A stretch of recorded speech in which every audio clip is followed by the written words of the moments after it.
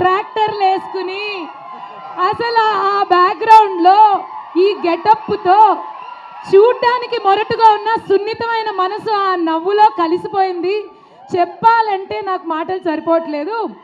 ఎందుకంటే we all love Naresh గారు, we all love Naresh గారి మూవీస్.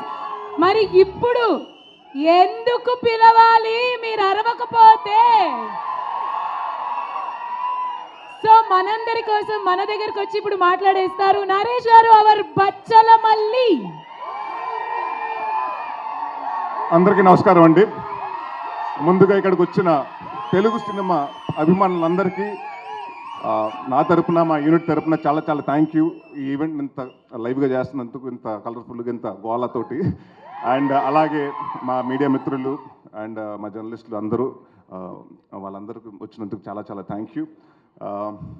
బచ్చల మల్లి దీని గురించి చెప్పాలంటే డిసెంబర్ 27, 2021 లవ్ యూ మా. సో ఆ రోజు నాకు వచ్చి చెప్పడం జరిగింది. దాని తర్వాత అప్పటి నుంచి ఇప్పటి వరకు దాదాపు 3 సంవత్సరాలు పట్టిందండి. ఆ 3 సంవత్సరాలు ఈ సినిమా గురించి చెప్పాలంటే ముఖ్యమైన వ్యక్తి సుబ్బు గారి గురించి చెప్పాలి. ఈ 3 years ఆయన దేని గురించి ఆలోచించలేదు, దీని గురించి తప్ప. సో అది నాకు బాగా నచ్చిందండి. చాలామంది చెప్తారు సినిమా కథ చెప్పినప్పుడు చాలా బాగా చెప్తారు, బట్ తీసినప్పుడు కూడా అలాగే తీయాలి. ఆయన ఎంత బాగా చెప్పారు, అంతకు మించి బాగా తీశారు. అండ్ అది నేను చాలా కాన్ఫిడెంట్గా ఎందుకు సినిమా చూశాను కాబట్టి నేను చెప్పగలుగుతున్నాను. అండ్ మేము చాలా డిస్కషన్ చేశాను. అంటే నా సినిమాల్లో అంటే మనకి తెలుస్తాయి కదా ముందు సినిమాల్లో ఏం తేడా వస్తున్నాయి, మనం ఎక్కడెక్కడ మార్చుకోవాలని మనం కూడా కూర్చొని అనలైజ్ చేసుకున్నప్పుడు చాలామంది నాకు చెప్పిన కంప్లైంట్, మీ సినిమాలో సాంగ్స్ సరిగ్గా ఉండలేదండి, సాంగ్స్ సరిగ్గా ఉండలేదని చెప్పారు. సో మీ ఇద్దరు ఫస్ట్ కూర్చుని అదే ఏమంటే చాలా రోజుల తర్వాత మనం వస్తున్నాం, ఒక సాంగ్స్ బాగుండాలండి, ముందు సాంగ్స్ ఇంపాక్ట్ చేయాలి. This is been the complaint of been hearing. అంటే ఆయన విశాల్ గారు దాదాపు 6 నెలల ముందు నుంచే, సినిమా స్టార్ట్ అవ్వకుండా 6 నెలల ముందు నుంచే కూర్చుని అన్ని సాంగ్స్ కంప్లీట్ చేశారు. సో ఆయనకి అలాగే విశాల్ చంద్రశేఖర్ గారికి చాలా చాలా థ్యాంక్ యూ. చాలా కష్టపడి చాలా ఇష్టపడి చేశారు సినిమా. అండ్ అందరండి, ఇట్స్ నాట్ వన్ పర్సన్. అంటే జనరల్గా ఏమంటారంటే సినిమా బాగుందంటే ఆ లక్కో లేకపోతే ఇంకోటో అని కాదండి. ఇక్కడ అందరూ టీమ్ ఎఫర్ట్. రిచర్డ్ ప్రసాద్ గారు కెమెరామెన్ గారు అలాగే ఉంటుంది, కెమెరా వర్క్. మా చోట ప్రసాద్ గారు ఆర్ట్ డైరెక్టర్, మన ఎడిటింగ్ అలాగే ఉంటుంది. మా బ్రహ్మకడ్లి గారు ఆర్ట్ డైరెక్టర్, ఆయన వర్క్. అంటే ఇట్స్ లైక్ అందరూ 24 క్రాఫ్ట్స్ కలిస్తేనే సినిమా. సో ఈ సినిమాకి నేను కాన్ఫిడెంట్గా చెప్పగలుగుతాను. అంటే రేపు సినిమా చూసిన తర్వాత కూడా చెప్తారు, ప్రతి ఆర్టిస్ట్ గురించి మాట్లాడతారు, ప్రతి టెక్నీషియన్స్ గురించి మాట్లాడతారు.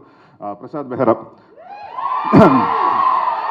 ఇంకా ఇలాగే నువ్వు ఇప్పుడు ఏ అరుపులు వస్తున్నాయో, నువ్వు స్క్రీన్ మీద వస్తుంటే థియేటర్లో రేపు ఇలాగ అరుపులు రావాలని కోరుకుంటున్నాను. And one of the finest actor అండి. అండ్ చాలా సటిల్గా చేస్తాడు, చాలా and one of the good writer also.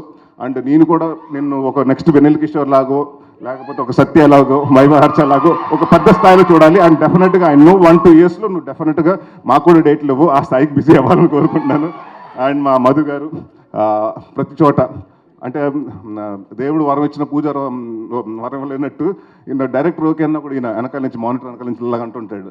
Third umpire decision లాగా మేము ఆయన కోసం చూస్తూ ఉండాలి ఏం జరుగుతుందని. సో ప్రతిదీ అంటే ఆయనకి అంత పర్ఫెక్ట్గా ఉండకపోతే ఆయన ఒప్పుకోడు. సో ఎప్పుడు అదే చెప్పారు కదండి, అంటే పెగ్గు కాడి నుంచి అన్నింటిలో ఆయన చాలా దగ్గరగా పాత్ర చాలా పోషించారు. సో థ్యాంక్ యూ అండి.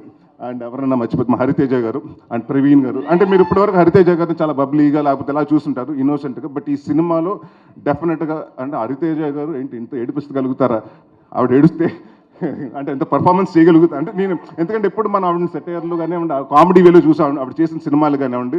సో ఈ సినిమాలో ప్రతి యాక్ట్ చేసిన అమృత గారు కానీ నుంచి ప్రతి ఒక్కరు, ప్రతి ఆర్టిస్ట్కి అందరికీ చాలా మంచి పేరు వస్తుందని. అండ్ డెఫినెట్గా ఇది నా కెరియర్లో కొన్ని సినిమాలు ఉంటాయి, గమ్యం లాగా, అలాంటి నాంది లాగా. సో నేను నాంది చేసినప్పుడు ఎంత హ్యాపీగా ఉన్నానో ఈ సినిమాకి అవుట్పుట్ చేసినప్పుడు అంతే హ్యాపీగా ఉన్నాను. అండ్ ఇంకొక విషయం చాలామంది క్లారిఫికేషన్ చెప్పాలండి. చాలామంది ఏంటంటే నేను ఓన్లీ సినిమా నరేష్ అన్నవాడు సీరియస్ సినిమాలే చేస్తున్నాడు, కామెడీ సినిమాలు చేయట్లేదని అనుకుంటున్నారు. నేను మీ అందరికీ మాటిస్తున్నాను, అది అపో తీసేయండి మైండ్లోంచి. నేను కంటెంట్ ఉన్న సినిమా చేస్తాను, కామెడీ సినిమాలే చేస్తాను. ఈ 2 సినిమాలు తప్ప ఏదే సినిమాలు చేయను. So thank you so much. December 20వ తారీఖుని మీ ముందుకు వస్తుంది. సో ఇదే ఆదరణ ఆ రోజు థియేటర్లో కూడా ఉంటుందని. Thank you very much.